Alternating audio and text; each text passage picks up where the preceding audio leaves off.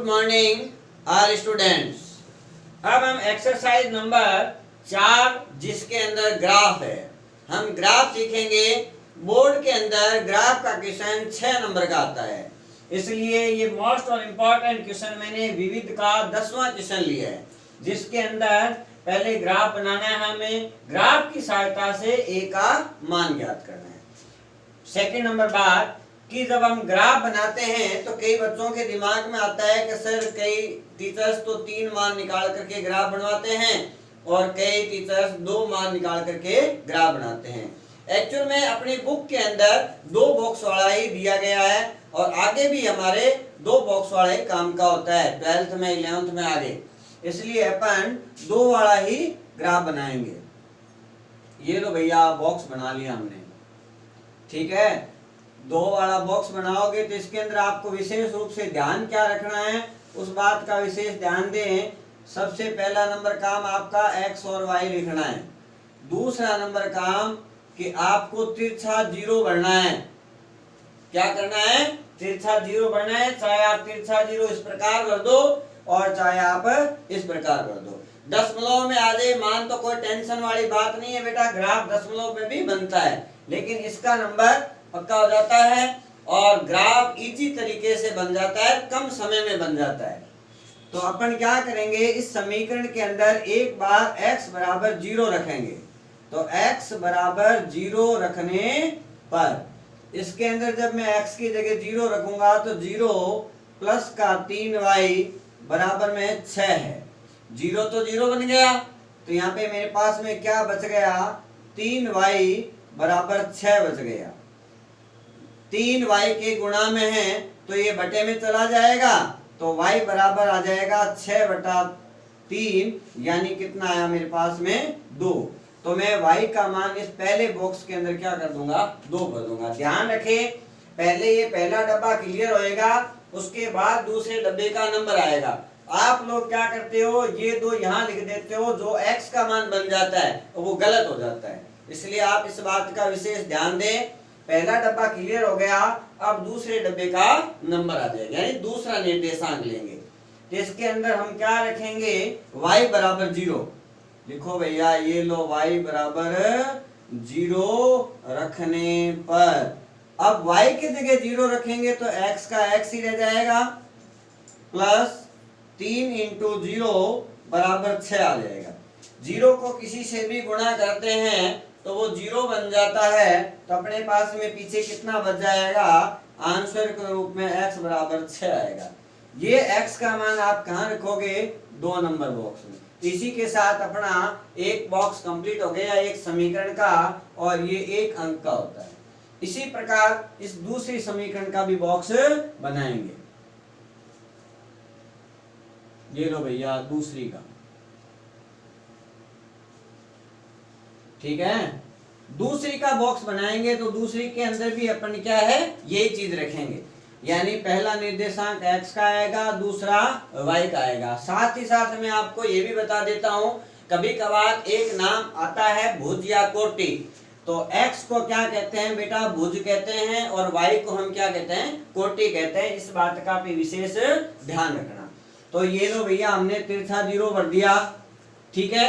अब हमारे 2 मान और लेके आने, तो हम इसी पैटर्न के अकॉर्डिंग चलेंगे। तो पहले x का मान अपन क्या रख देंगे, 0। तो ये लो x बराबर 0 रखने पर ये रखा 0, तो क्या आएगा, 2 × 0 माइनस का 3y बराबर 12। यहाँ ये 0 बन गया। इस 0 के साथ में आप लोग क्या गलती करते हो, इस माइनस के चिन्ह को भी छोड़ देते हो, लेकिन ये माइनस का चिन्ह तो y का है, x का नहीं है। यदि किसी अंक के सामने होता है वो चिन्ह उसका माना जाता है। तो ये 3 के सामने यानी 3y के सामने, तो ये -3y का है, ये 0 बनेगा और ये हट जाएगा। तो मेरे पास में कितना बच जाएगा, -3y बराबर 12। इस क्वेश्चन के अंदर यही गलती करते हैं बच्चे, यहाँ पे 3y प्लस का ले लेते हैं और वो ग्राफ उल्टा बन जाता है। चिन्हों का विशेष रूप से ध्यान दें। तो ये -3 जब इसके बटे में जाएगा तो किसका बन जाएगा, माइनस का ही रहेगा। कुछ बच्चे क्या करते हैं, यहाँ गलती नहीं करते हैं तो यहाँ कर देते हैं कि सर पक्षांतरण कर दिया हमने। बेटा पक्षांतरण करते हो तो भाग और गुणा के अंदर तो निशान वही रहते हैं, प्लस और माइनस के अंदर निशान चेंज होते हैं। तो ये तो गुणा में है, भाग में गया है, जैसे का जैसा रहेगा। अब इसका इसमें भाग दो तो आपके पास में कितना आया, -4। तो ये पहले बॉक्स के अंदर लिखना है -4। तो हमारा पहला बॉक्स कंप्लीट हो रहा है। सेकंड नंबर, इसके अंदर अपन क्या करेंगे, y बराबर 0 रखेंगे। क्या रखेंगे, y बराबर 0 रखने पर जब आप y का मान 0 रखोगे तो उसके अंदर आपके पास में क्या बन जाएगा, 2x -3 इंटू 0 बराबर 12। ये 0 बनेगा तो अब ये माइनस का निशान हट जाएगा, क्योंकि अब ये माइनस का निशान किसका है, 0 का है। तब आपके पास में क्या रह जाएगा, 2x बराबर 12। तो x बराबर कितना आ जाएगा, 12/2। तो भाग दोगे तो आपके पास में x का मान कितना आ जाएगा, 6 आ जाएगा।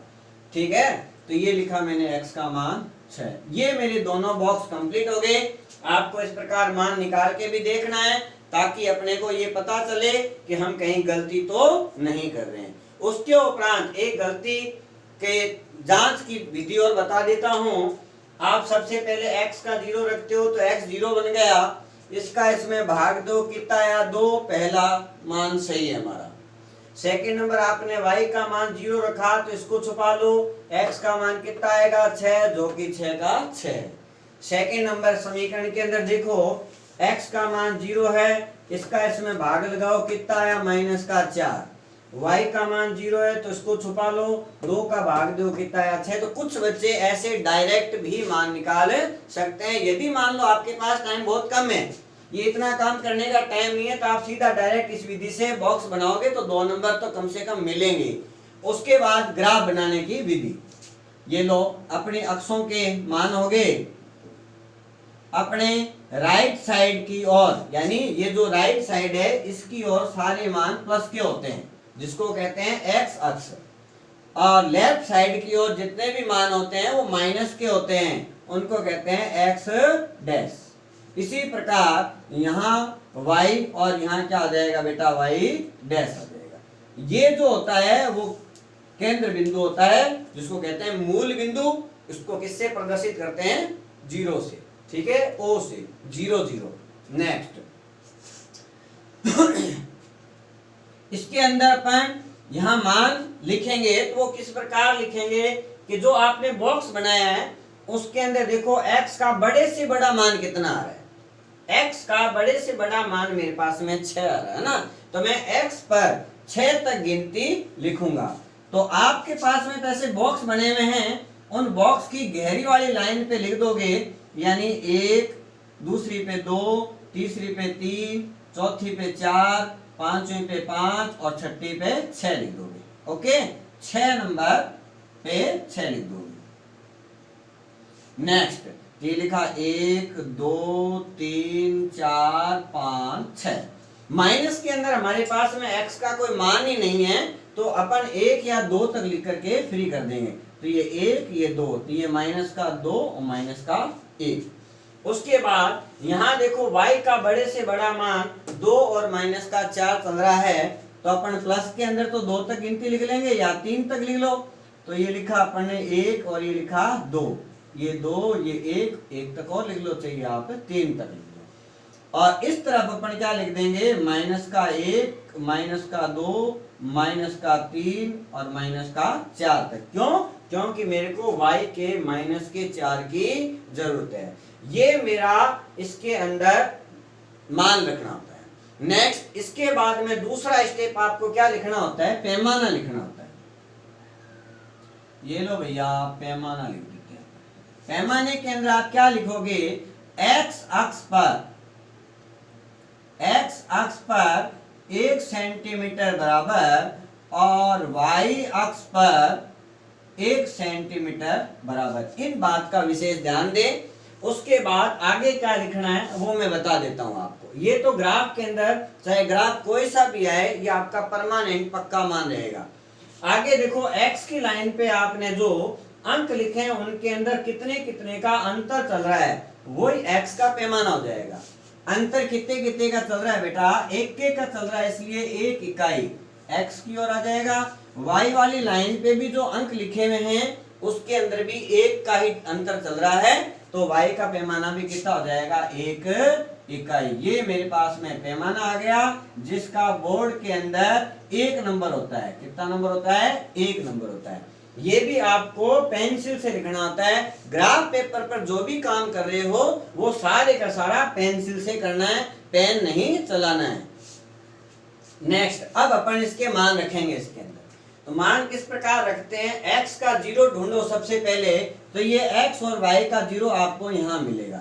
ठीक है, तो अपने को इस लाइन के ऊपर चलना है और y का कितना है, प्लस का 2। तो इस लाइन के अंदर अगर y का मान माइनस होता है तो नीचे की ओर चलेंगे और प्लस का होता है तो ऊपर की ओर चलेंगे। तो हमारे पास में मान क्या है, प्लस का 2, इसलिए हम क्या करेंगे, इस लाइन के ऊपर जहां 2 आ रहा है उसके ऊपर बिंदी लगा करके ऐसा गोला बना देंगे।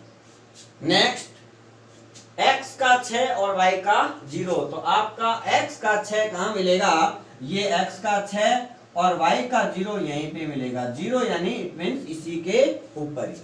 इसको आप मिला दोगे तो आपके पास में एक रेखा मिल जाएगी।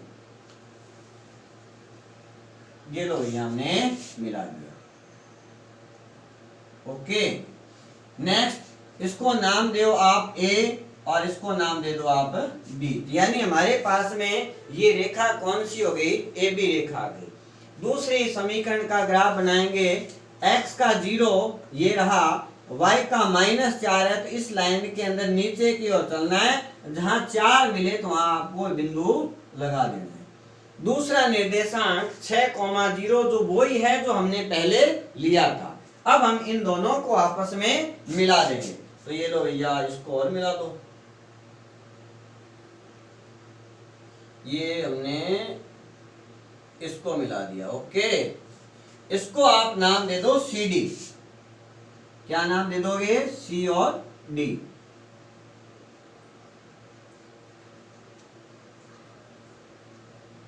और ये आगे हल्की सी आगे बढ़ा लिया करो, ताकि क्या है कि समीकरण का जब आप नाम देते हो उसमें कोई दिक्कत नहीं आती है।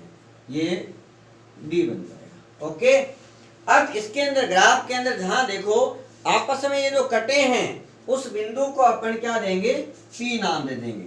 ये तो गया मेरे पास में सी डी, और ये यहाँ पे क्या आ जाएगा, P बिंदु आ जाएगा। ये आ गया C। जहां ये दोनों आपस में कटे हैं वहां क्या आ जाएगा, P बिंदु आ जाएगा।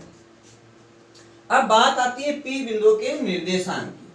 P बिंदु का जब हम निर्देशांक लिखेंगे तो यहाँ क्या निकलेंगे निर्देशांक, वो देखो, ये जो दोनों रेखाएं हैं वो x के किस मान पे कट रही है वो ध्यान से देखो। तो x का मान कितना है, 6 है, तो x के मान पे 6 पे कट रही है। अब y का मान कितना है, y का मान है तो ऊपर की ओर जा रहा है, ने नीचे की ओर जा रहा है बिंदु, तो इसका मतलब y का मान यहाँ पे क्या रहेगा, 0। अगर आप इसको 0 6 लिख देते हो तो वो गलत माना जाता है, क्योंकि 0 फिर x का मान बन जाता है। इसलिए सबसे पहले हमें x का मान लिखना है, उसके बाद हमें y का मान लिखना है। इसके बाद भी हमारा ग्राफ कंप्लीट नहीं हुआ है। ग्राफ के अंदर कंप्लीट ऐसे नहीं हुआ कि जो ये बिंदु बचा है इसको आप नाम दो अपने तरफ से L, इसके निर्देशांक लिखो 0,2, इसको नाम दो आप अपनी तरफ से M, इसके निर्देशांक लिखो 0,-4। ओके, ये इसके नाम हो गए। अब उसके बाद भी काफी कुछ बाकी रह गया है कि आप इन समीकरणों के नाम लिखो कि भाई आपके पास हम ये समीकरण है, ये जो रेखा आई है किस रेखा की समीकरण है, तो ये है x + 3y की। तो आप यहां लिखो x + 3y = 6। ठीक है, और ये किस रेखा की समीकरण है, ये रेखा किसकी समीकरण है उसका भी मान लिखो आप। तो इसकी रेखा ये समीकरण आ गई 2x - 3y = 12, यानी ये इस समीकरण की रेखा बन गई और ये इस समीकरण की रेखा हो गई। लेकिन अभी तक हमने आंसर नहीं लिखा है। उसने हमें कहा है कि आप इसको सर्च करके इसका मान निकालो, a का। लेकिन a का मान निकालने के लिए मेरे को x और y के मान चाहिए। तो आप ग्राफ पे जो P बिंदु आता है उसके अंदर जो निर्देशांक आते हैं, तो पहला निर्देशांक x का, दूसरा निर्देशांक y का, ये बनेगा एक बार आंसर आपका x बराबर 6 और y बराबर 0। इसी के साथ आपको लास्ट के अंदर यहाँ आंसर के रूप में हिंदी लिखनी है। क्या लिखोगे वो मैं बोल के बता देता हूं कि उपरोक्त निर्देशांकों को ग्राफ पेपर पर अंकित करने पर, दोबारा, उपरोक्त निर्देशांकों को ग्राफ पेपर पर अंकित करने पर हमें दो सरल रेखाएं AB व CD प्राप्त होती है। दो रेखाएं AB व CD प्राप्त होती है जो बिंदु P पर प्रतिच्छेद करती है, जो कि बिंदु P पर प्रतिच्छेद करती है। बिंदु P के निर्देशांक 6,0 है, अतः x बराबर 6 और y बराबर 0 उपरोक्त समीकरणों का हल होगा। ये तो आपका यहां तक आंसर रहेगा। उसके बाद इसने पूछा है a का मान ज्ञात करो। a का मान ज्ञात करने के लिए आप इसके अंदर x और y के मान पुट कर दो, ठीक है। तो ये अपन a का मान यहां निकाल लेते हैं। छोटा सा ये a का मान तो निकालना, ये आया 4x प्लस 3y बराबर a है, तो 4 इंटू एक्स का मान कितना आया 6 प्लस 3 इंटू वाई का मान कितना आया 0, ये तो 0 बन गया। 6 चौक कितना आया 24 बराबर a, तो यानी a का मान आपके पास में कितना आया 24। ये एक अंक का होता है जो कि अलग से पूछा जाता है। तो यानी 5 नंबर का काम है वो यहां तक रहेगा, 1 नंबर का काम a का मान पूछा जाएगा। 5 नंबर के अंदर आपको ग्राफ के अंदर x का मान y का मान भी लिखना है, प्लस मैंने जो हिंदी बताई है कि उपरोक्त रेखाओं को, उपरोक्त निर्देशांकों को ग्राफ पेपर पर अंकित करने पर हमें दो रेखाएं मिलती हैं AB व CD जो बिंदु P पर प्रतिच्छेद करती है। बिंदु P के निर्देशांक 6,0 है, अतः x बराबर 6 और y बराबर 0 उपरोक्त समीकरणों का हल होगा। ये तो यहाँ तक कंप्लीट हुआ है। ये ऐसा काम प्रत्येक ग्राफ के अंदर करना है, बाकी ये अलग से पूछा जाता है, उसको उसके अकॉर्डिंग करना है। और चैनल को सब्सक्राइब करें, हमारे से जुड़े रहें। थैंक यू, धन्यवाद।